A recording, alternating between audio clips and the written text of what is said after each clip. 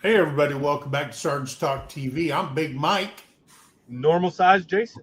or medium size, or Maybe whatever. medium. I guess when you get around the bigger fellas, I could be medium. Hey, we got a good one for you this week, guys. We're going to be talking about things that could disqualify you from military service right at the Mets. Okay, guys, right at the Mets. Okay. Uh, when you go into a recruiting station, look around. It's kind of like at a hospital. You see like a height thing right at the door. So when someone comes in and let's say somebody had done something, businesses have them, and they're running out, and you go, oh, yeah, he was like a little over 6 foot tall because he ran out the door. We could see him right there from the info desk. But these things are going to eliminate, and some of them, if you get a waiver, could eliminate you from up to 95% of the jobs offered in the military. Okay. But you have to get a waiver for those things, and that takes time. So if you're in a rush and you've got one of these things, it's going to be a wait. Okay. And sometimes some branches will refuse to give you a waiver, period. And you're just shit out of luck, right?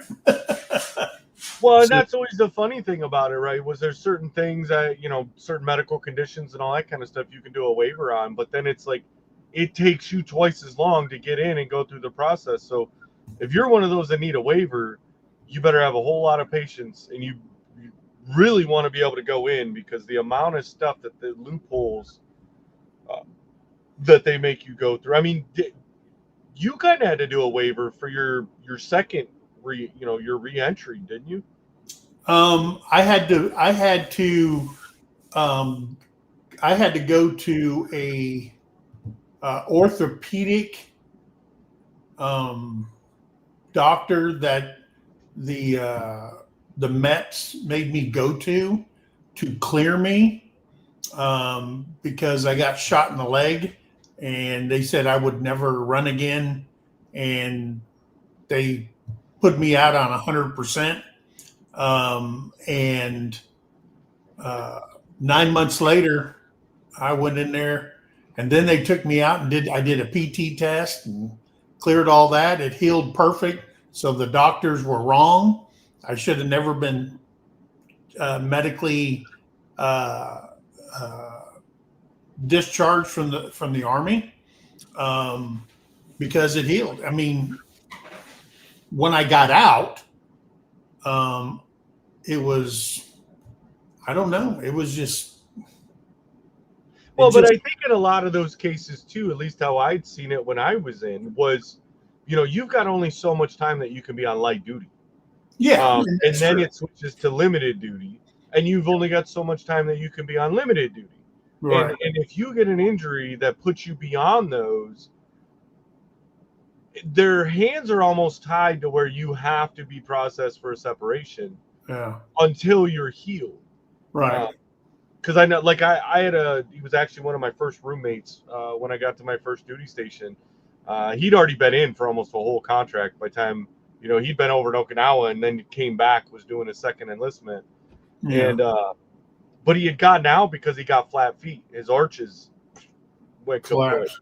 And they tried to do a surgery while I was in the Marine Corps, and it didn't work. And so he had the option to go get that again, or they're like, hey, we're just going to end a contract. And he's like, you know what? End a contract me. I'll get out. I'll EAS. Um, and he did. And he went to a civilian doctor, got it checked out, got everything done, got it repaired. And then, of course, instead of coming back to the Marine Corps, he's like, well, let me make my life a little easier. Um, and I think he went National Guard, if I remember. It was either Army or National Guard, one of the two. I think actually he was regular Army. Um, but he was able to fulfill the rest of his contract to get his full retirement. So he's retired now. Yeah. Um, but But I that took would that took go ahead. some. Go ahead. Sorry. But I will tell you that when I was a drill, the number one medical discharge that was given out were feet. Mm. Because that was back in the days when we ran in boots. You've never seen a pair of tennis shoes nowhere. We did the PT test. We ran every morning in those freaking horrible leather personnel carriers called Croup boots. Right. It tore up a lot of feet of young people coming into the military. And they had to let them go. I mean, fallen arches left and right, fractures, stress fractures, blown out neuromas in their feet.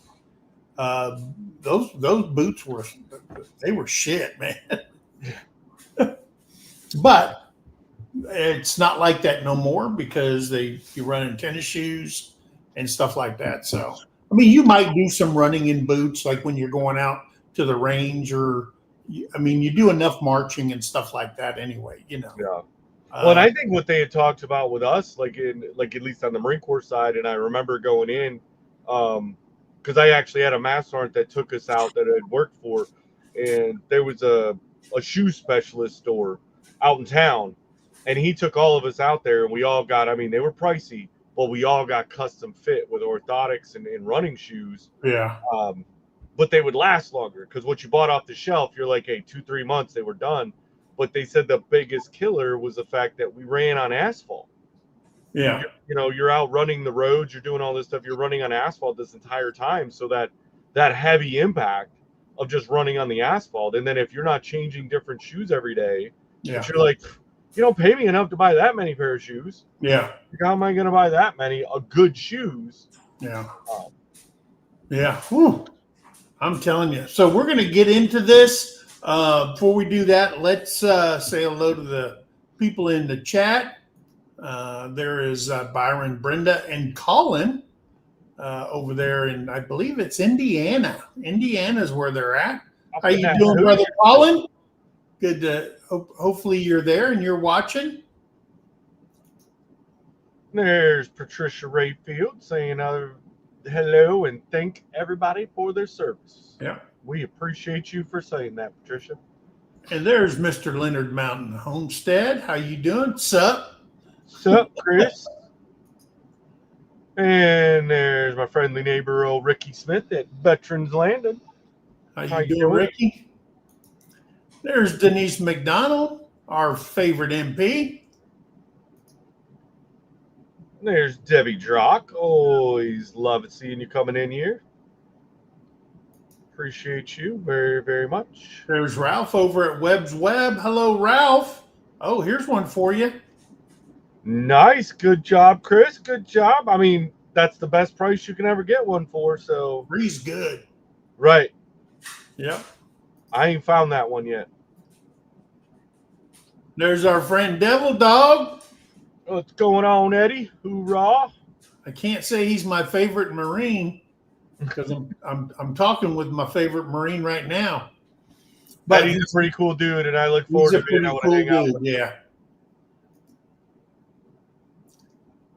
And there's Susanna, proud single mother. Hello, glad. How you doing, Susanna? Glad to see you in here. So we've got 18 people in here. Not many people are chatting in there, but we invite you to chat it up. I will tell you, we did update and add to the merch store. Sergeant's Talk TV's merch store is side by side with MT Homestead. So you'd have to go over to the MT Homestead channel. I think we should, I'll talk with Terry. We'll get the merch store put on our thing here so people can go straight to it in the about. But we did update the Sergeant's Talk TV. We added since the autumn's here and the winter's coming, hoodies. If you're interested in a hoodie, and it's at a very, very reasonable price. I think, what was it? $27 plus $27. Yeah, Yeah. I was So we got hoodies in there now, and we did upload all the Mid America YouTube meetup merch that's in there. If you're going to be coming to the meetup or you want something from there, please look on there. We put all 4 logos in there for t-shirts, long sleeve, short sleeve, tank tops, coffee mugs, blah blah blah. We put all that stuff in there for the meetup, so that's available if you want to go over there and purchase anything off the merch store. But I will get that added to our about page here with Terry. She knows Well, how. and I just dropped it because when you start talking about it, I remembered I still had it pulled up on my other screen. So I just dropped it in the comments, guys. Yeah. There you go. What's that? Yes. So check that out. Eddie says I'm going to cut the sleeves off the hoodie. I've thought about cutting sleeves off a hoodie, but then it kind of seems like it defeats the purpose. Yeah, it's a little futile. But I'm not saying I won't do it. I keep threatening my wife that, hey, when it starts getting hot, after I wear my overalls all winter, and I'm like, hey, I don't want to put on shorts. I'm going to start cutting them off and make them. And she's like, no, we have to draw the line somewhere. Yeah, well, or you can get you one of our Surge Talk TV tank tops. Yeah. Show your guns off. There you go. There you go, Denise. Dropped the link for you. Hoodie obsession. There you go. All right. So, hey, did you know that there are things that can disqualify you for up to 95% of the jobs in the military? Tonight, we're going to be talking about that. And it's probably things you go, what? Really? That will disqualify you? And yeah. And some of the things are different for the services. In fact, there's one thing that the services outline that you can't violate. So, but that's what we're going to talk about tonight. Guys, I'm glad you're here. We did put the link at the top of the chat, pinned it at the top if you want to come up and talk about this and tell us about your experience, if any of this that you had to deal with or you dealt with yourself, where you've seen other people. I'm wearing a hoodie right now, she says. Right. So well, she's out in California. What's she need a hoodie for? It can't be that. I know. It was beautiful here today. So. Oh man, it was in the it was in the 80s here today. Yesterday it was in the 90s here in Oklahoma. Crazy. Yeah. So right off the bat, what we're going to consider to be the absolute worst thing you can have just pop up and not even know about it. You may not even know you have this issue until you go to MEPS, and it's color blindness. So many people have no idea, right? You see the memes on Facebook and you see it put all of the social media, right? A lot of people don't even know they have color blindness.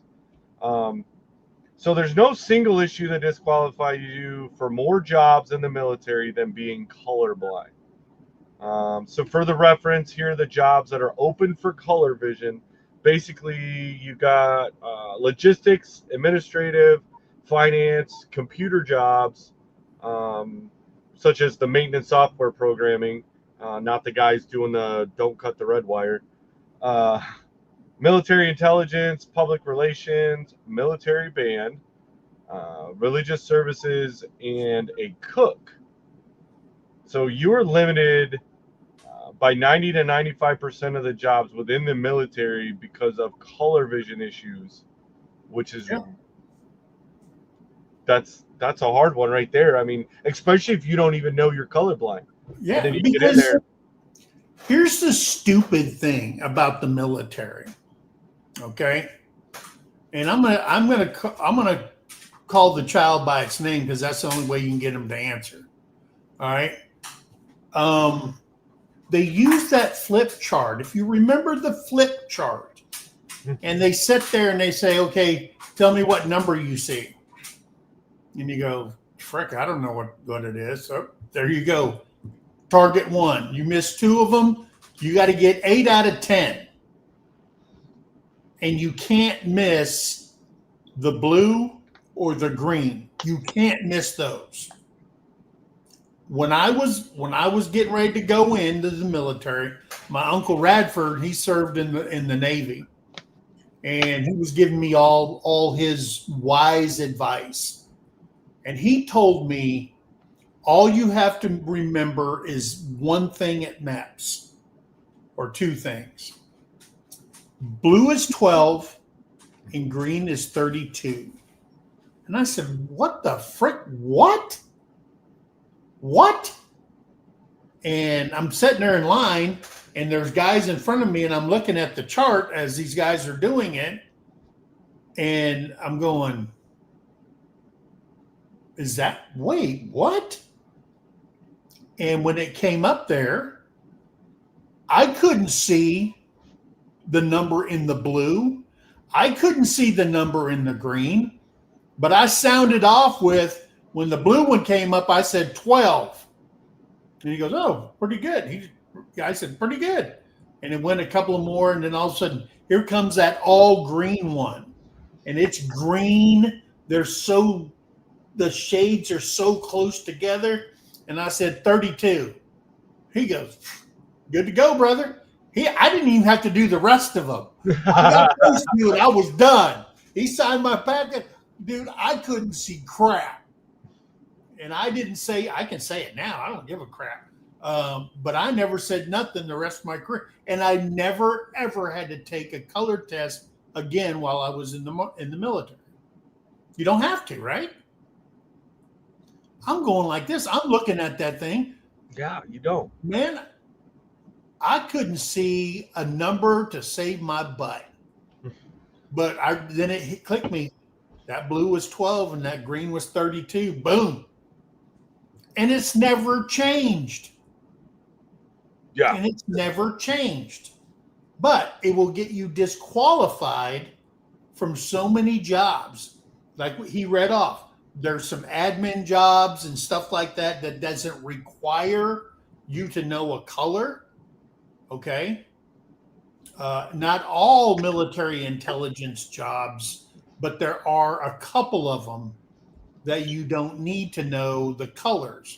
And I think one of them was like a 96 Fox, which is an interrogator. All you got to know, if you're interrogating and something starts drooling out their mouth, it's either spit or blood. So you really don't need to know, right? Right. Like, it's working. Water's clear when you're washboarding them, so it doesn't really matter. Okay. But if you're in EOD, dude, you need to know colors, right? Yeah. When it comes down to clip the red or the green one, no, not the blue one, and they all look gray. Here's the crazy thing.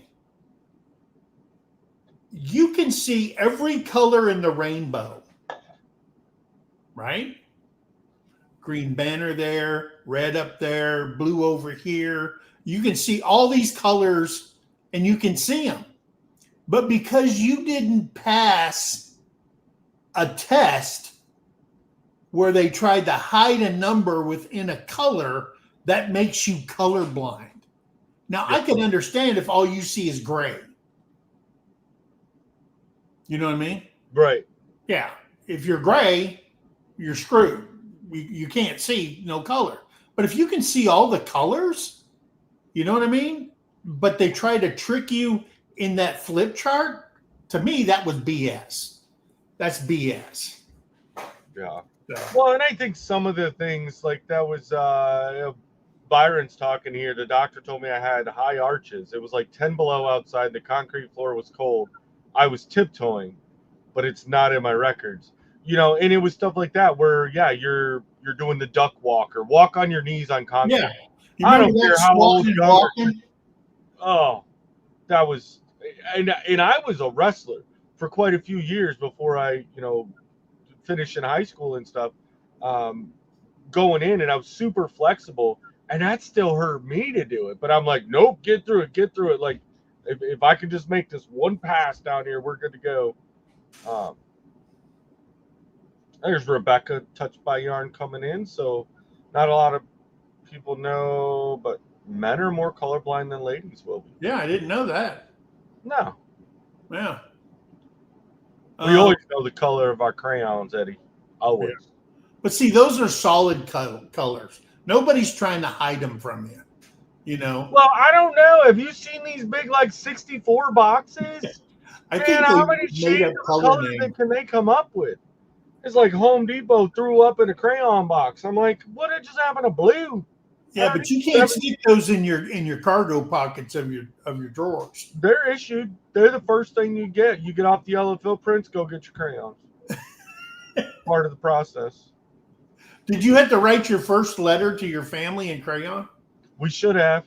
Yeah, you should have. The way I write today, right now, and I'm like, you just need crayons and a coloring book because them ain't words.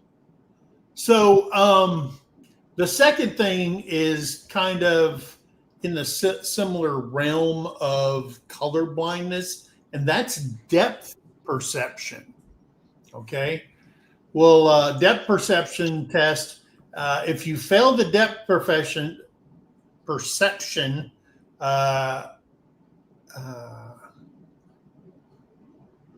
you at the end of the day, you will actually fail depth perception test is much fewer than people who are colorblind. Now, depth perception is, far away, up close. It's kind of like the difference between the kid that has the hand and eye coordination when they're batting and they can hit the ball. They see the ball, be the ball, and some kids are freaking swatting butterflies, because they can't get that depth perception, or they haven't trained enough to handle something like that. But depth perception will get you. There's fewer people with that, and majority of those are men. Okay. Of course, you can't do certain jobs like operating heavy equipment, driving a forklift, driving any type of vehicle, which includes armored vehicles. The good news is that there are far more jobs that you do qualify than that's somebody who has color vision impairment. Okay. So, rightfully so, when they catch it, okay, then they're gonna recheck it. There's other tests they're gonna do if you have depth perception issues on the initial test, because you can't, be driving a tank and you have depth perception and you're running over parked cars or running over crap and busting up sidewalks because you can't see, left or right, or you that it's not there. Okay. Well, see, and here's imagine that in a tanker. Well, and it's funny because we talked about this for a second before we came up on live panel, was with the depth perception thing. And I actually misspoke to you when we were talking about it, because I had a Marine and I'm like, hey, he got kicked out because they thought he had a tumor, but it actually wasn't depth perception that he had lost. He had tunnel vision. He had no peripheral. He had no peripheral. Yeah, no peripheral. And the thing was, he made it all through boot camp, all through MLS school. And he just thought it was normal. And then he started getting bad headaches. And they went in and they noticed a spot that was like tumor-like. But the Marine Corps didn't keep him around long enough for us to even find out what it was. Yeah. Because when he went to, he's seen specialists, they seen all this thing, and they said, you have no depth perception, you're out. Or no peripheral. And, I was devastated because that was one of my mechanics, right? A dang good mechanic. He knew what he was doing, just we wanted to get these headaches he kept having under control. And yeah, they whipped him out of the Marine Corps faster than you could have sneezed. And I'm like, but he was doing his job, like he's not operating.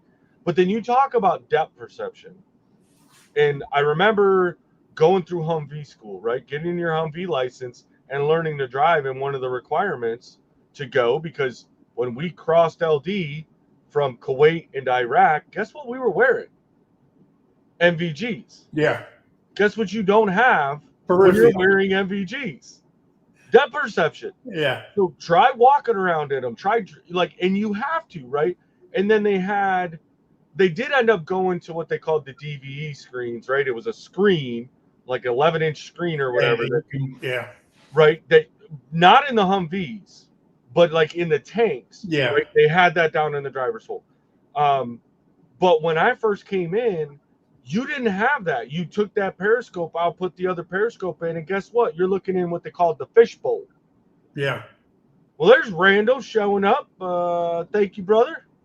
But yeah, the fishbowl, and you still don't have any depth perception when you're in that. So that one kind of throws me for a loop as to if you found a way, right? You have a depth perception issue, and you found a way to navigate through life, and you're not using a cane, you're not using any of this stuff. They're gonna make you put on equipment that you're not gonna have depth perception with, anyways, and operate that same machinery. But I guess it doesn't help during the daytime. But what would it matter, right? We operate at night with NVGs with no depth perception, so you really can't see anyways. Yeah. But if you're in the daytime, like, I don't know, that's kind of a silly one to me. No, Paul Honeyman is on Morning Talks with Mike and Paul. I do a morning show on Mondays and Fridays, and my co-host on that is Paul Honeyman. We do that, like I say, Monday and Friday at 8:30 Central Standard Time. So if you can come in on Friday, Paul will definitely be here, and we would love for you to come over there, Patricia. What does Byron say? Peter Falk, Columbo was legally blind. He memorized the eye chart, but they still wouldn't let him enlist. Yeah. I mean, I would say you will know that you have depth perception. There's a far greater chance that you'll learn that you have depth perception than color blindness. Okay. Oh, yeah. At what the military sets forth. Because when you go in and get your driver's license, you got to put your face up there and they'll tell you, hey, which one's closer, which one's far away. That's where they get you. Okay. And you'll know. They'll say you failed. Dude, you're tore up from the floor up. You don't know shit from Chanel on that one. Okay. Yeah. So I think that's maybe why they have fewer cases of that, because in the States gets a driver's license, right? Unless you never got a driver's license. You may be from New York or Detroit, you use the city system, you never got a driver's license, okay? I can understand that because we had that in the military. When I came in, we were driving M151 Jeeps, right? And well, actually, the M151 A2 came out, but we were driving the A1s when I was in basic training, dude. And it's a 4-speed, okay. And I'm going to tell you something. You never heard so much in your life, or it looked like the drill sergeants were, on a bull.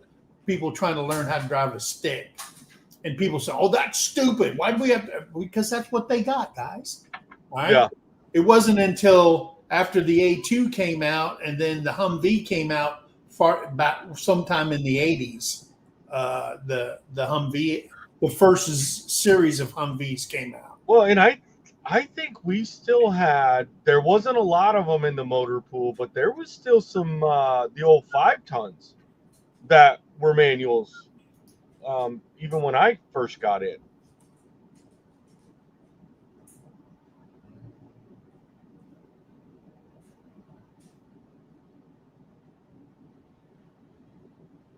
Well, oh wow, I didn't know about that. I had neither, but I know that they've been doing it. Yeah.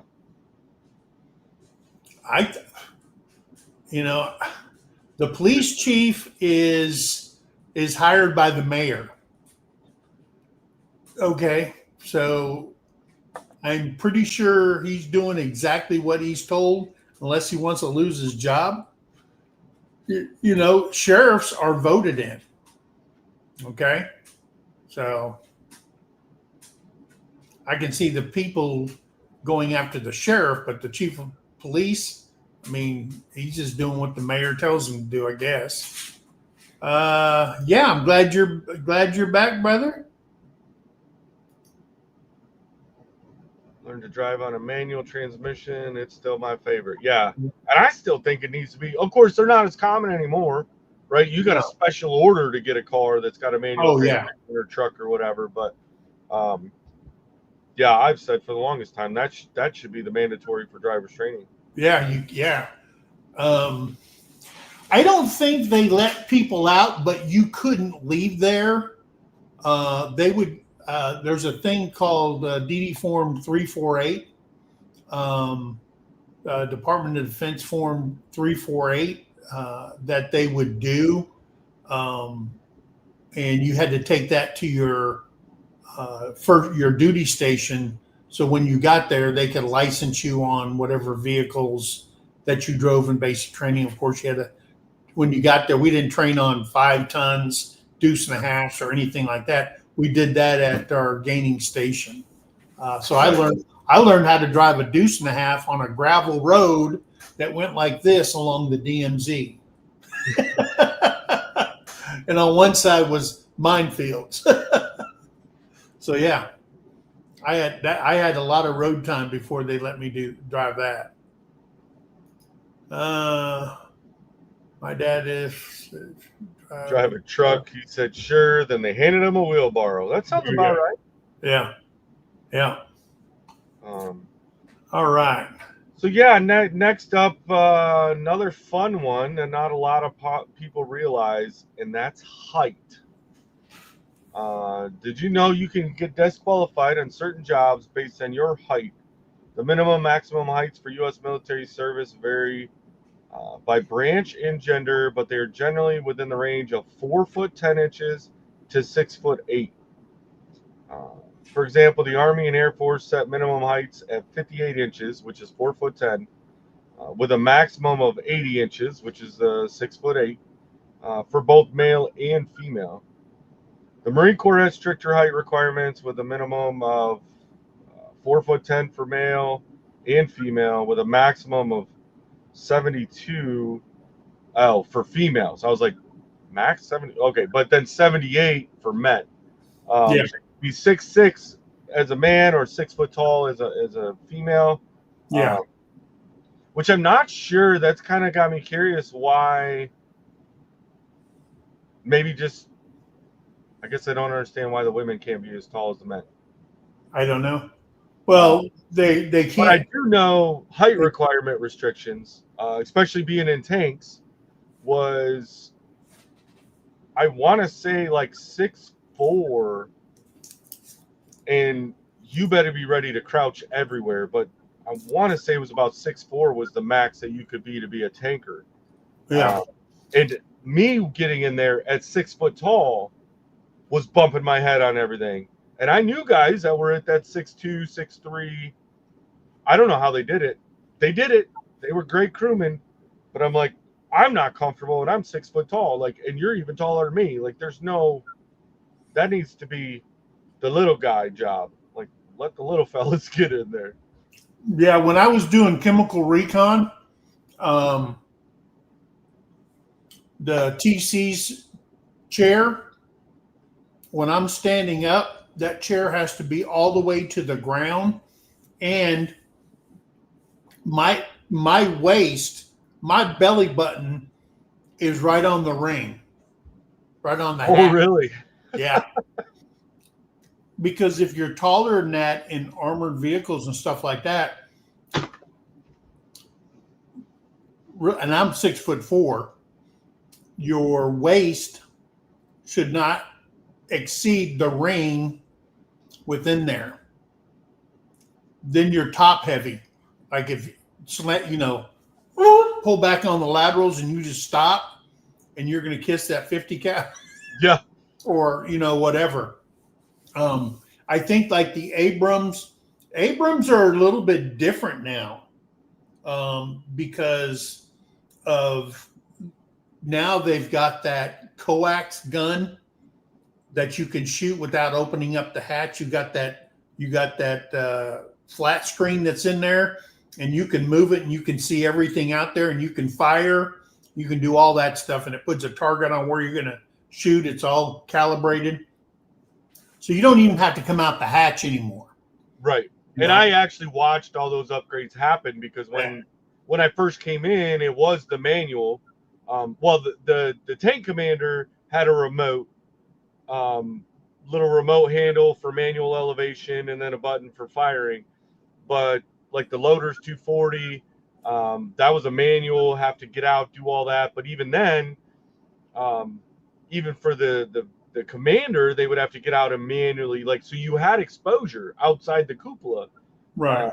So the whole idea was like, how do you stay buttoned up and still be able to run all your weapon systems? Because they have the main gun and the coax that's attached to it. But like, for the VC, he's got a 360 cupola. So yeah, I started to see him, and of course the Marine Corps didn't go as far because we still stayed with the M1A ones when the Marine Corps had them. The Army did actually upgrade. It went to the A2s, and Yeah. the A2s it was like a video game inside that thing. Yeah.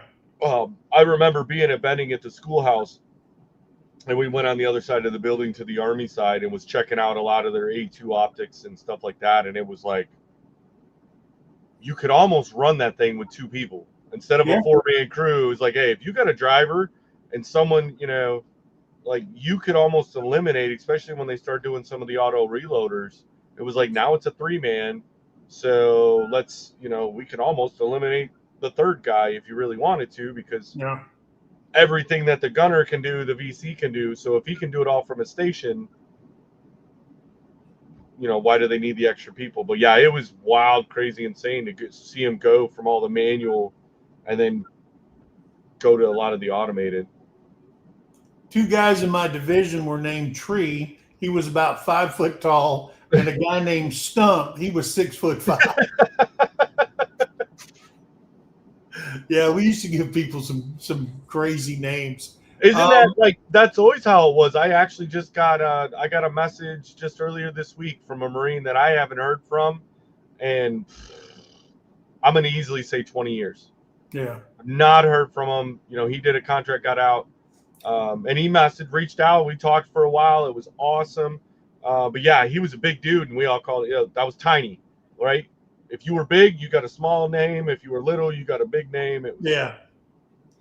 I don't know what planes you're talking about. I don't know if you're talking about the new F-35, the new series of F-35s came out. We did talk about, was it last week, about the remote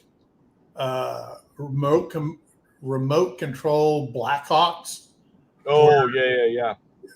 You don't even need pilots in them and stuff like that. We did talk about that, and they were talking about remote control fighter aircraft.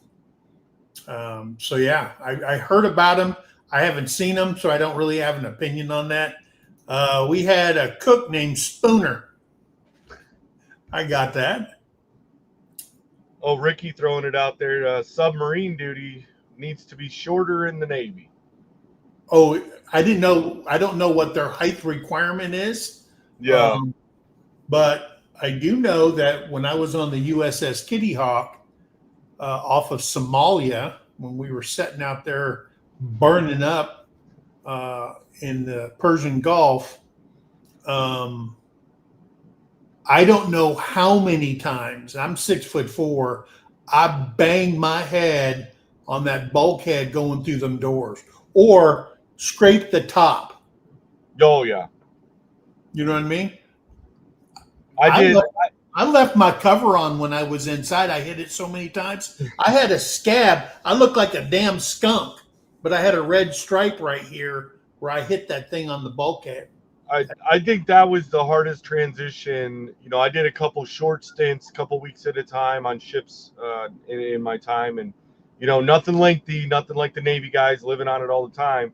But yeah, that whole transition of having to duck because not only do you have to duck, but you have to step through, right? Because it's raised up like 8, 10, 12 inches, right? Most of the portholes that they can seal off the hatches. So you've got to step over that lip, and then you've got a duck, so you're almost crouching to get through. And we were watching. I sat there the one day, and we were watching these Navy guys during their drills, right? And they're just flying through there, and I'm like, how in the world? Like, I would have knocked myself out. I tried to walk fast the one day and just clonked my head on the. I was like, nope, this is a slow walker, no matter where we go. Yeah.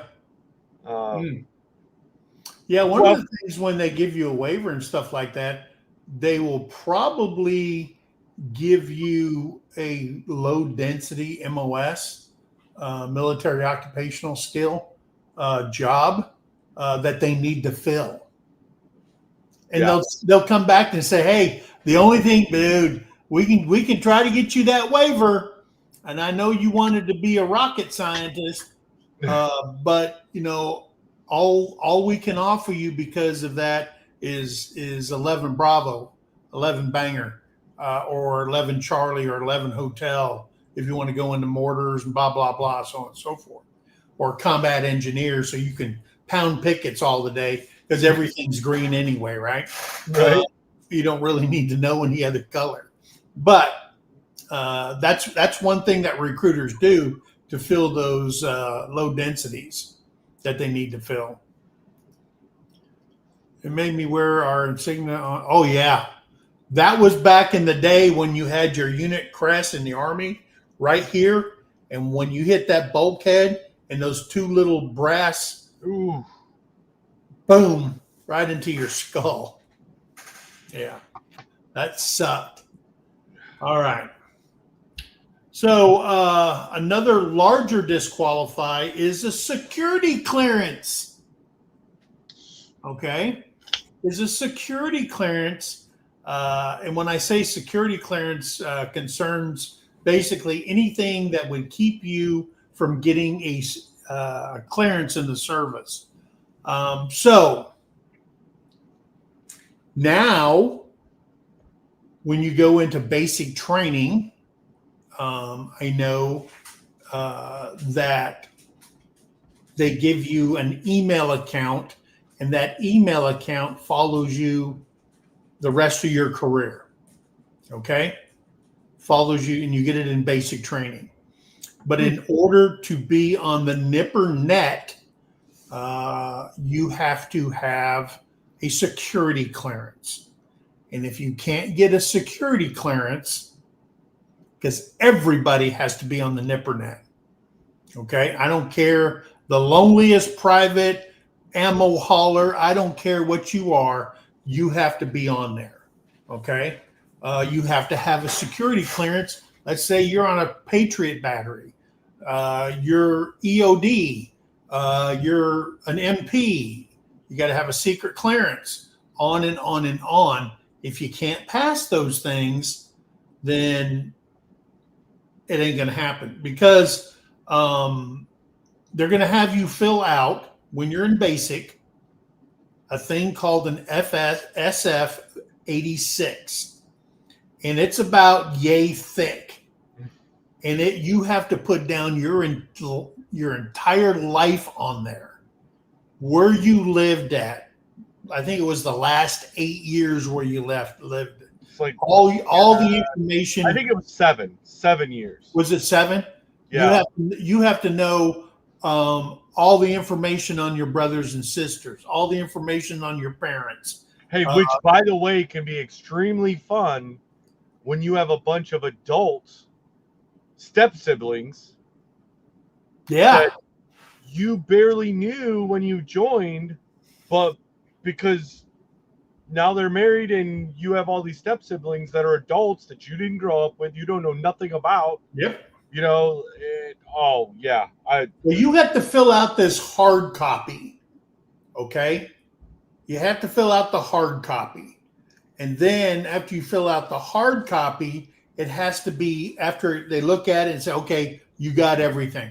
Then it has to be uploaded into the security program on whatever computer they put you in front of. So all that stuff has to be in there. Then they have to check it. Then they send it off. And you're usually doing this in basic training right off the get-go. One person told me that they did it at the reception station. Okay. They get them in there early. They go in there, and like reception station is the place where they said, hey, welcome, like me, welcome to Fort McClellan, Alabama. They give you some history about the area, yada, yada, yada. They do a bunch of administration thing to make sure your pay's good. You got your personnel records, all that kind of stuff goes on. You go to the dentist, you do all this stuff so you don't have to do this crap when you're in basic, when you're down there with the drills. Okay. They still got drills at the reception station moving you around. You're getting your TA-50, you're lugging all that crap around before you get released to the frickin' wolves at your company, whoever's picking you up, the gaining unit for it. So you had to put all this stuff in there. And it is like, why don't they make them do it before they send them out of the MEPS? You know what I'm saying? Well, Fill out a hard copy, have them check it at the MEPS, and then put it in the thing, initial off on it, tape it up, and you turn this in when you get there. I'm pretty sure, if I remember correctly, I did do it with my recruiter. Did you really? I want to say that, yeah. Well, of course, I entered on the delayed entry program. So, and I was in delayed entry for like 10 or 11 months, right? You can only be in it for 12, but I went on my 16th birthday, which was the youngest they could do it, or 17th birthday, sorry. I left that night and went to MEPS, swore in the first time, but I hadn't even graduated high school yet. So, yeah, I spent, I think it was around 10 months. Yeah. Thinking off the top of my head. But I did all that paperwork. And luckily I did, because I was able to go down to my mom's house and be like, all right, talk to my dad that was, my stepdad that was down there, and be like, all right, hey, I know we've talked about this before, and I think I've met them all at least once, but where's all you, like, I had to get all this information. And then I think I only had to renew, I think it was actually one time. One time I had to renew while I was in, but because I chose the combat vehicle repair option as my enlistment code when I joined, so I was going to be guaranteed to be a combat vehicle repair mechanic. Yeah. Because of that, I think that's why I had to do all that paperwork, that security clearance stuff, before I came in. And it'd be a great thing to have Anthony up tonight or on here, because the nipper, I don't know that you need a secret. Your security clearance was required for SIPR now, because that was the secure secret, but the nipper I didn't, and I'm probably wrong if there's a communications guy out here, but because I knew guys that didn't have security clearances at all. Well, you have to have if you're on the SIPR, then you have to have what they call a local background check. If you're a civilian, they have to go through the local, and they'll run your name, and then they'll send in a request to El Paso, where the national crime computer is, and they'll run you through the national crime computer, and if anything comes up, then you got a lot of explaining to do, Lucy. Okay, yeah. Because after you fill all that paperwork out to get a clearance at SF-86, and they call that's a special form 86, and everybody uses it, just like the DD form is Department of Defense form. And then you've got your AR, Army regulation, you got your Marine Corps regulation, you got your Navy regulation, blah, blah, blah, on and on and on. Everybody has their specific. But on this one, once you've done that and you've completed the form and uploaded it into the system, and it populates whether it's yay or nay for basic security clearances, then they start interviewing people. Okay? Then they start talking to people. Okay. Sometimes, let's say, depending on what your job is, okay, they'll send somebody out. It may just be a phone call. It may be them sending some paperwork for somebody to fill out and return it back to them. And if you got some, if you got people, you go, okay, on your 3 references at the bottom, it can't be somebody that's related to you, okay? Meaning it can't be someone you're married to, it can't be a family member, yada, yada, yada. It can be a professional, it can be friendship, it can be a work relationship. But don't, when I was a drill, we'd say, don't pick someone you can't trust. Just because Bob was your running dog on the streets, don't do him, because he ain't going to send the crap in. Right. Okay? You need somebody that you can trust, that you know will send the stuff back. Or they'll send somebody out and they'll say, hey, what the local MI people or whatever, they have interviewers. They'll go out there and they'll actually interview people depending on what your job is. Okay. And I think, what is a clearance now, 10 years long? It's good for 10 years. Is it 15, 10 years? I think it's 10 because it has to be 10 because doing the math, I went in 98. I was getting ready to go on the MU in 2008 and I had never paid attention, and of course nobody else told me that you got to make sure you update it, blah, blah, blah. Right. I've done reenlistments. I've done all this stuff. That's normally when they catch all that. And we were actually getting ready to go in. They'd send an email out, said, hey, next week we've got to do we're doing a MU briefing. And everybody needs to have their clearances. So, of course, they checked everybody's. And all of a sudden, they started wigging out. Yeah. Oh, my gosh. Come out. Mine was about to expire.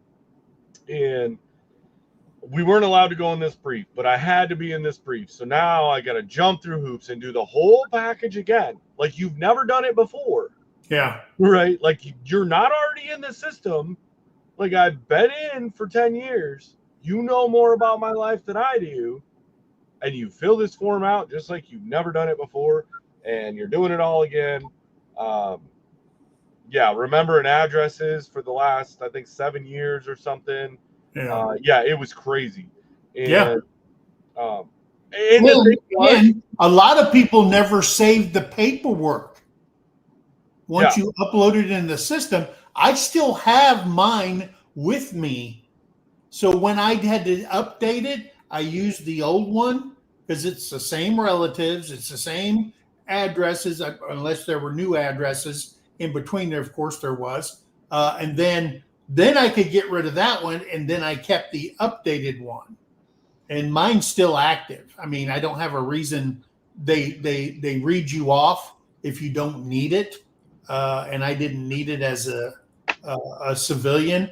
And then all of a sudden they said, hey, do you have a security clearance? We want you to work in the rapid response here on the base in case there's a threat or something like that. And I go, because I was the MWR director, I had to give up sleeping space, childcare. I had to do all that stuff in case they went to 24-hour ops and nobody could leave the base. So then they said, oh, I said, yeah, I still got a clearance. And they go, where's that? I said, I turned it into the guy over here. I've got my copy of it if you need a copy of it where I got read off. And they just ran my name. They said, oh, yeah, you're still good to go. You get to work longer shifts. Great. Now, if you're going to be like Ralph here, getting a top secret clearance, dude, that's when they start counting the hairs on your butthole. Okay. They get knee deep in your life for a TS. Well, and then you step up your game being Ralph, and it was like, ooh, I got to have top secret. Then I marry a foreign national. Yes. And guess what, Ralph? As an MP, I was working PSD, all right? Personal Security Detachment for a 4-star NATO general. Man, and I had to go into the fishbowl where they do all the war planning and all that stuff. and I can't remember what that's. I had to get a TS to be on the team, and then when they assigned me to the fishbowl in order to escort orders all over Europe and stuff like that, then there was another one that's above that one, and I mean. What do you mean you don't know what your first grade teacher's name was? I said, that old gal's dead. Okay, because she was like 80 when she was teaching me. I mean, they found out stuff about me. I'm going, what? Hey, tell us about this. Tell us about that. I'm going, how the hell do you know about that? We just know. That's all they would say. Yeah, we just know. And I said, we did some digging because I thought that stuff was in a vault somewhere. Right. No, we talked to your guy, Leon Bragg. We ran into your classmate. Dude, they went into my high school records and found out people that I had gotten in trouble with in high school. Oh, wow. And I'm going, are you freaking kidding me? And then you try to explain it, and you're thinking, oh, shoot, that was like a freaking million years ago. Right. But yeah, they rip your life apart when it comes to a top secret. Then there's one that's called a crypto clearance. Dude, that's the dude that's carrying around the little bomb bag for the president to hit the nuke. Wow. Speaking of, right here, right? She just got in from Scouts. There you go. Talk about Intel, and I worked in Intel, blonde female Marine in charge of missile launch codes. They ain't real smart, are they? Yeah. Byron says, "Oh, COVID saved me from renewing my clearance for my government job." Yeah. Dawn had lots of clearances, so they know all about her. Mm-hmm.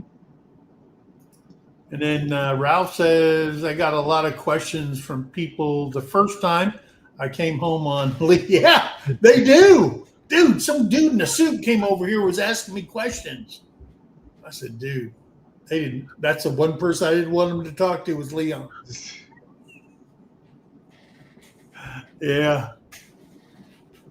It was crazy. I'm telling you, it's crazy. But those are the things that will get you either not the job you wanted when you go in, or will get you eliminated from service altogether. Yeah. Now, could you imagine if you have depth perception problems and you're colorblind and you're short and you couldn't get a clearance? Can you say Wendy's? Like, that's where you're going. Yeah. Well, and I'd seen Joseph. Joseph was in here earlier, yeah, and maxed out the ASVAB at 90, but discovered he was partially colorblind, had to settle for Army infantry. Yeah. But he wanted to go air traffic controller. Yeah. I'm pretty sure you need to be color focused on that one. Right.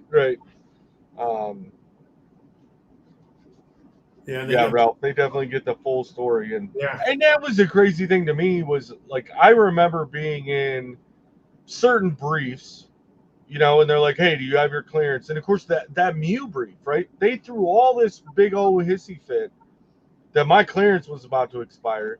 And we went in and I sat in this brief, you know, because I jumped through the hoops, got all the stuff done to where the clearance was done. Okay, I can go sit in the room with all these overeducated idiots and, you know, listen to what the brief's going to be. And we go through it and we got done. And of course, you know, my platoon commander's like, all right, cool. Hey, we're going to Heroes Bar. We're going to go ahead and drink away everything that we just had to listen to. And perfect. Let's go. And we're sitting there and I'm like, you know, out of curiosity, so did whatever rightful, you know, start everything that was in that brief was on Google. Why the heck did I need a freaking clearance? Yeah. Like, it was one of those, and I think it was just the formality of it. And they told us a long time because there were certain things on the tanks. And I still believe there's certain aspects of things about how the tank was built or built, and then certain components of it, that type of stuff. Like, I get it, right? Been Yeah. briefed, been told, hey, you don't talk about this type of stuff, how it was done. Right. And yeah, we've done it, right? Go try to Google search, hey, how's this done? How's this done? And unless you've been in those special privileged spots that you needed a clearance to go into, but I guess I never understood. I never needed it. It was never one of those things, except for that one brief where they're like, do you have your badge? And they had to print out all these badges. Cause I'm like, I've never carried a security clearance badge. What are you talking about? Yeah. And I think the only time that we got badges was Afghanistan. Once they started establishing in Afghanistan, and then you had a security badge to be able to get into certain compounds here and there. Oh yeah. But other than that, it was like I've never once needed the thing. But they make you go through all the rigmarole to do it. Yeah. Looking up on my records, I got the one I got above the top secret was the TSSCI, which is a top secret special compartmentalized information clearance. That was a mouthful. Right? Yeah, and that took them 11 months to clear me after I got the top secret. It took them 11 months to clear me on that one. So, see, and I'm not mad. I'm not mad that I didn't, like, I had a secret clearance, very basic, do the form, send it out, you're good to go. yeah. I didn't need to know. Like, Dawn sitting here talking about, hey, I know things. That's why the government pays me each month to keep my mouth shut. Yeah. They ain't paying her enough. She don't keep her mouth shut. I mean, maybe about certain things. Well, see, and Dawn, those lips never touch. Now I drink and I know things. So yeah. Yeah. My recruiter actually took me to get a flight physical before reception, where we discovered I was partially colorblind. Yeah. Yeah. Flight physicals are no joke. I worked at 4th of the 11th ACR, and those pilots, man, whew, my Lord, they go through the rigmarole for physicals. Hey, the dog catcher. What's going on? Good to see you. Top secret under the cone of silence. Yeah. Yeah. And now we're telling you everything that we couldn't talk about before. Right. I've been out for 25 years. Yeah. I know, it hit me hard the other day when I sat there and started doing the math, and I'm like, crap. I've been retired for 10 years. How is that even possible? Like, I swear I left it yesterday.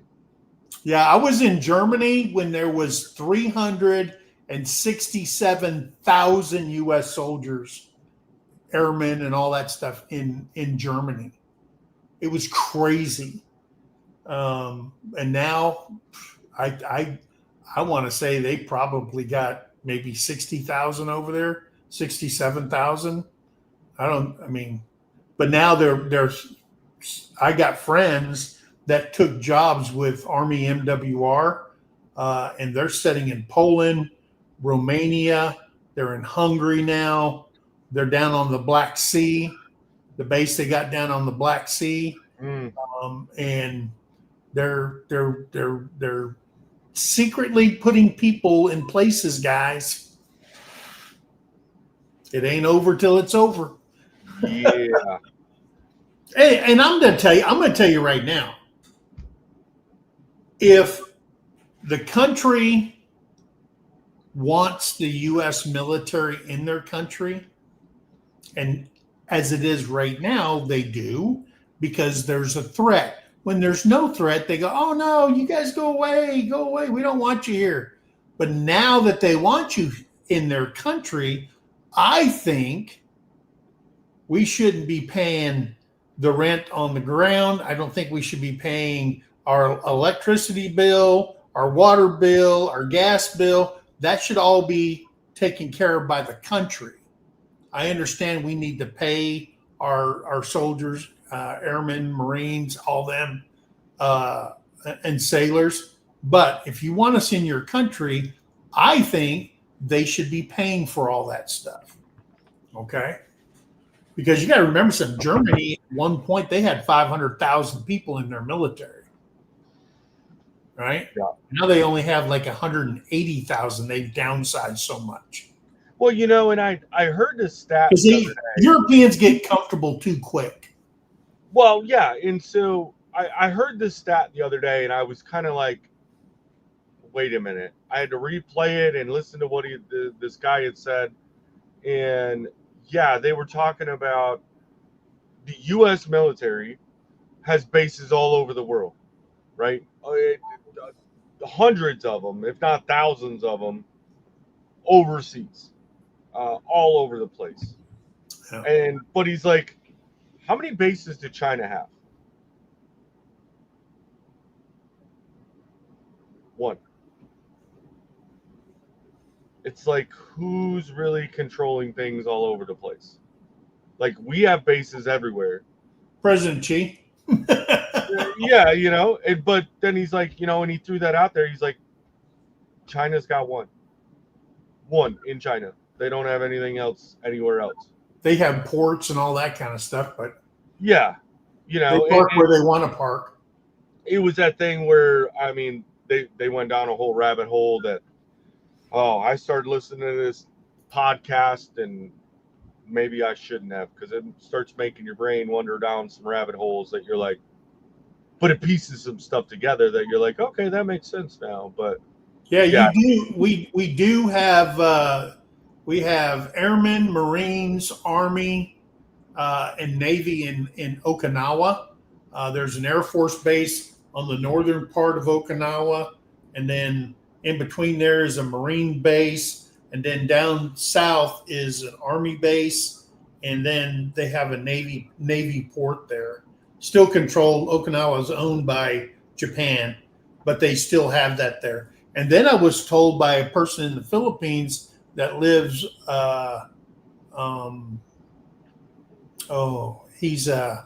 he was a Navy guy and got out, and he said that the naval base in the Philippines, they started working on that again. They're building it back up for a joint command between the Navy, the Philippine Navy, and somebody else. I can't remember who it was. And we did talk about that they were doing a joint task force on right. China, and it's going to be based out of the Philippines also. Can't remember the name of that Navy base. It was a famous Navy base, but I can't remember it. But in fact, I had a friend that went there on vacation, and there was a diving school there at that Navy base, and that's where he got his master divers. Because you could fly from Incheon, Korea, to the Philippines for like $120. Wow. On Filipina Air. So that's cheap. I don't think you could fly from one town to the next in the U.S. for that. There was a minimum weight for F-35. Yeah, I seen that. There was a lot of different standards, and it's based on aircraft type. So if you're a big booty Judy, you ain't getting in a fighter plane. Right. You're not getting in a Cobra. You're not getting in an Apache. Okay. Well, and I think we talked about that. You may have to be a Black Hawk pilot. They got wider seats. Yeah, like I remember seeing some dudes walking up, and my one captain, his brother was a major at the time, and he was a Cobra pilot. Yeah. And we got to go sit in his Cobra. And the dude was wider than me. Yeah. And I got in it crunched up, and I'm like, how the heck? He's like, well, I don't worry about moving around much because I can't. Like, holy, how did you make it to be a Cobra pilot? Because you got to be a little fella to be in here, and you're not little. Yeah. Yeah, because when you look at Japan, Japan has what the Miyaso or whatever the heck it is. Then they got another naval port. Then they've got Camp Sama, which is the army base, Camp Sama, Japan. And then I think part of the Marine Corps, they have a huge, I want to say it's a brigade that's in Korea. I can't know the name of the place, but we had the Marines don't have anything there, and so PACOM, which is Pacific Command, put them under us when we were at Camp Walker, Korea, and I had to, since I was a recreation and business chief, I had to equip them with gym equipment and all kinds of stuff. I went down there to visit them, and those frickin' Marines, there's nothing on that base. Nothing. That's how they do us. But that's why they rotate them out. They take them out of Okinawa, bring them up there. They stay 120 days or whatever, fly them back and bring some more bastards up there and stick them on that place. I mean, off base is great, but they still had curfew and all that other stuff. They couldn't be off base at a certain time between this time and this time. So, and if you went off base after, you had to have a pass and leave form and all kinds of crap. Let's see. I'm grabbing the dang wrong one. 29 Palms is the best. All right. I'm waiting for Dawn to buy property up there. Yeah, Clark Air Force Base was in the Philippines, yeah. But that's not the base I was talking about. This one, dog catcher's talking about Subic. Subic Bay, yeah, naval. Subic Bay Naval Station, yeah. Yeah. Closed in 92. Yeah, they said that they're working on it. They're redredging where the ships come in, redredging all that stuff because it's built up over the years because of shifting of the ocean and all that kind of stuff. All right, Ralph, appreciate you coming in, buddy. Yeah, brother, we appreciate you. No, I don't believe that, Dawn. As much as you talk and brag about 29 Palms, I'm waiting. Dawn's be like, hey, who's helping me move to old Joshua Tree? We're going out there. I'm going to tell you something. That Mojave Desert gets hot. Oh, yeah. Because I did something like 18 rotations at Fort Irwin, California. Dude, it's hot. Yeah, I did. That's the first place I've ever been in an earthquake that I actually felt.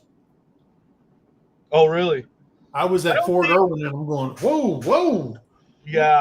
It was like I was feeling some tingly stuff coming in from the bottom of my boots, and it was the earth moving. I said, holy crap. Keep this place. Yeah, I was stationed in 29 Palms for 2 years. But then, of course, we go out there and do training even when you're on the East Coast. But, oh, yeah, that's I was trying to look. I just pulled it up on my map to see, yeah, Fort Irwin was north of 29 Palms. But, yeah, it was. Yeah. AP Chaps, I'm currently in the process of becoming a U.S. Marine. All right. Awesome. Fort Irwin, yeah. I call it Fart Irwin. It's terrible. But I'm going to tell you something. I knew that place when we were doing force on force. I knew that place like the bottom of them. I said, no, these guys are going to come over here. Lieutenant goes, no, it says right here. I said, I'm going to tell you they're coming from this direction. I know their playbook because I went out there as an OC, operational controller out there, and evaluating the units and stuff like that on their chemical recon and stuff like that. I said, I know which way they're coming, You can't tell me they're not. And guess what? Boom, there they are. So. Well, and that's like 29 Palms for us, and I think the whole thing when you're doing your in briefing, checking into 29 Palms, you have to go through this whole class and about the wildlife, about the area. It's desert life, it's totally different. But then when they give you start learning the actual history of 29 Palms, where it was like a World War II Air Force or Army Air Corps engineer, bombing base. And they deemed it uninhabitable. So they were going to get rid of it. They're like, no, they petitioned, said they were getting rid of it. And the Marine Corps is like, perfect. We're going to grab it up. And not only are we going to use it for training, we're going to make Marines live there permanently. No, you can tell us about it. No, we're not going to. You're trying to get in and you got to take a physical and then pass a waiver. I'm scared about the waiver. Can I tell you all? Yeah, tell us. No, absolutely. We want to know. That's why we're here. Right. We're exactly here for everyone to come in, throw things out. One, we want to learn, right? But then we want to see, hey, maybe there's more information we need to look at. And honestly, I think there's way more people, and I haven't talked to any kind of recruiters or nothing in quite some time.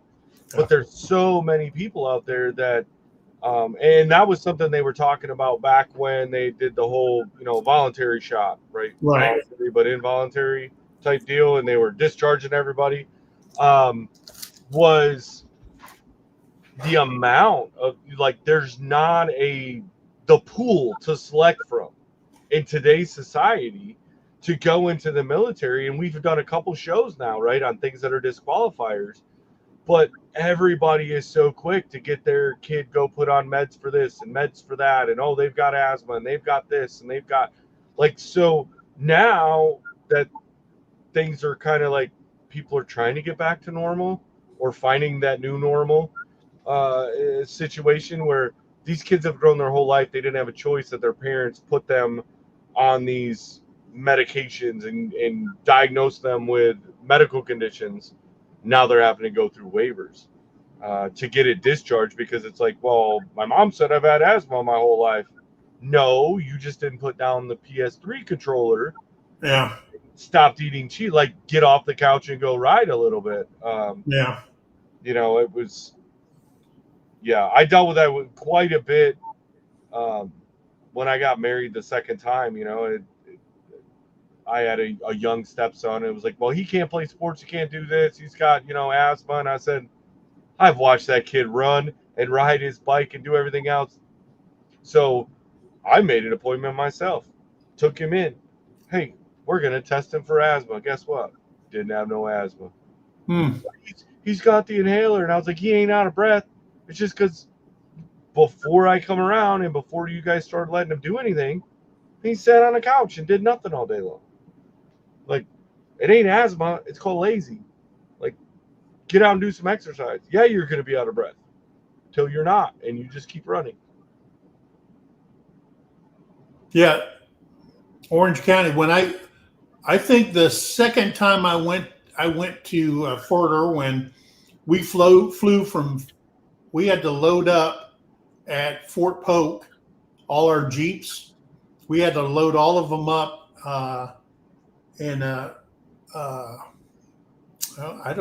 I can't remember the type of plane. It was huge. We had all our plane and we took off and we flew to a place called Norton Air Force Base in San Bernardino, California. It's not open anymore. And we landed there and then and all we had was a map because back then you didn't have cell phones, right? GPS, you didn't have nothing. So they landed us in California. I was the senior guy. I said, man, I ain't never been here before, And I said, we took off. We went over there to the flight operations and said, hey, can you tell me, we're going to Fort Irwin. And he goes, oh, you poor bastards. There's nothing out there. I said, oh, yeah, I know. I've been there before. And then we had to drive there. When we were driving out there, we had 15 Jeeps and 3 of them overheated because it was the middle of the summer. It was, I Oh, think it was like the end of August in California. And yeah, we played hell. But it was a hell of a lot better than going to 29 Palms and offloading everything from the trains at the railhead. yeah. See, that's how they had done it when we would go from North Carolina out there. Was you had to go load everything on the railhead and then launch it out there when they were doing the big ones, which they did eventually. They got to the point where When I was instead of loading everything on the railhead and then waiting for the train to get out there and doing all that shipping stuff, because man, you want to talk about when you load your entire battalion on a railhead, but then you have to wait a week or 2 weeks because you got to give the train time to get out there. It is boring because you have nothing to work on. So everything got repainted. All rain got mopped up before it could even hit the ground. Like you were doing all kinds of dumb stuff out on the motor pool. Oh, you got charged with something, but never convicted of it. Oh Yeah, yeah, you'll still need a waiver for that because it showed up in your records. But yeah, you can they'll clear that record. Yeah. Now, if you were convicted, now that's a horse of another color. Okay. right. Yeah, that's a horse of another color. But if you could be charged but not convicted, it's still going to show up in your background check. But yeah, Well, and I think what did he say? Yeah, he said it was when he was 13. So yeah, that's the whole thing is now they've got to go into the juvenile records. That's a whole nother process. yeah. Um, But they'll that'll. clear you of it if you weren't convicted. They'll clear you of it. Oh yeah. Oh, so I was an hour and a half away from Denise, uh, and that was in God. When was that? That was in 86, 1986. Mm. Yeah, there's not. I mean, even from 29 Palms, it's like San Bernardino is really the kind of maybe the best or the biggest spot you're going to go to, but you got to go 2 hours, 2-3 hours Yeah, before you're going to hit anything that's worth doing. And it was funny because when we got out there and everyone's like, "Oh, Palm Springs isn't that far away. Go down to Palm Springs." I wasn't 70 and I don't play golf. I had no interest in being in Palm Springs. Like yeah. I went down there and I'm like, okay, Palm Springs is great. If you're over 70 and you love golf, go to Palm Springs. Hey, Other than that, there was nothing. you know the old saying, military saying, 8 to 80, blind, crippled, or crazy. Oh gosh, it was, and I think that was the probably the unit that I worked for out there was amazing. I loved the unit. The environment, the area, being in the desert sucked. But the guys that I worked for, the command that I was there, like it was the first time that I got to actually experience because I went out there as a sergeant, but it was the first time I got to experience being a leader. Yeah, And having your command to back you up. That was just unheard of. On the East Coast, it's so political yeah, because you're so close to everything. You're there by headquarters Marine Corps. You're there by Quantico. It's just so political over there.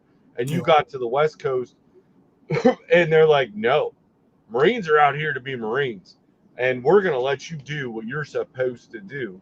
yeah, Um, and it was awesome. But then the other fact was, of course, they said, hey, it's better going with a family. And I was married, had 4 kids, and they're like, at least you have your family. Like to go out there as a single Marine, miserable, right? You're driving 2-3 hours away uh, just to go find entertainment. But if you have your family, and they did a lot of functions on the base, free concerts, fireworks shows, they would do family days, and it didn't cost you anything. MWR yeah, put it all up, and because they knew that these families can't go anywhere without, what are we going to do? Like we did the one trip and went down to San Diego, uh, took the kids to the zoo, and it was like, yep, that's enough of San Diego. Let's get out of here. Um, so you kind of save money. Like I liked it because you knew you were going to drive for 2, 3, 4 hours to get to something. So you just didn't go nowhere. And then you find things like the base was doing a lot of stuff to where now you're out doing bike rides with your kids and you're doing things because there's nothing else. And I'm not spending 3 hours in the car with you and 14 McDonald's stops. Like, Yeah.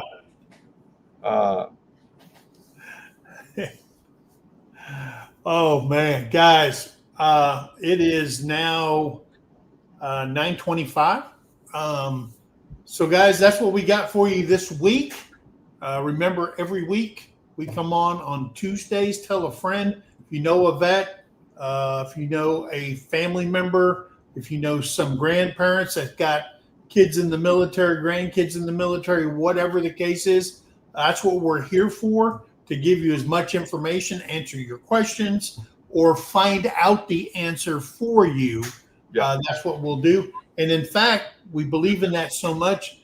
Both Jason and I have put both of our emails in the description. You can email us at any time. If you want us to talk about a certain subject, give us a holler, and we will do that for you.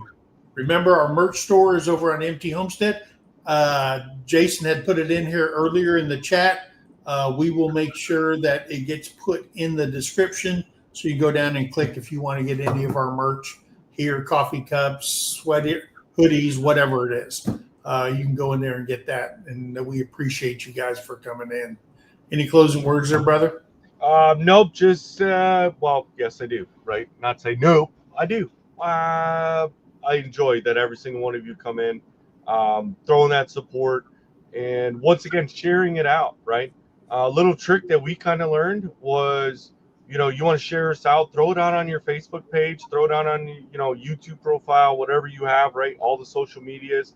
You can copy that link that we have, that we put it up. The thumbnail's always up, at least at a minimum, a day ahead of time. But typically, my battle buddy's on it, and he's like, hey, I'm going to have it a few days ahead of time.